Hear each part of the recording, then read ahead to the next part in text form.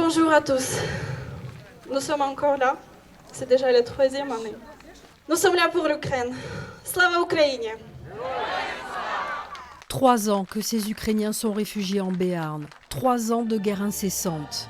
Et ces déclarations du président américain qui veut négocier la paix directement avec la Russie ne présagent rien de bon.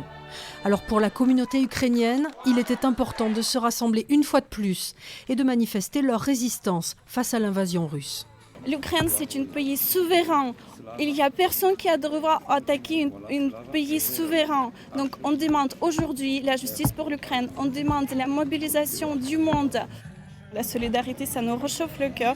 La solidarité, c'est une force impressionnante qui nous aide à tenir, qui nous aide à combattre, qui nous aide à surmonter toutes ces épreuves de la vie. Maria a 17 ans, elle est arrivée en Béarn avec sa mère et sa grand-mère. Alors même si elle a fait sa vie en France, elle veut rentrer chez elle. Ukraine, c'est mon pays et je veux vraiment revenir et en faire partie en futur. Mais avec ça, je comprends que c'est dangereux, je ne peux pas revenir encore. C'est dur. Oui, c'est vraiment dur.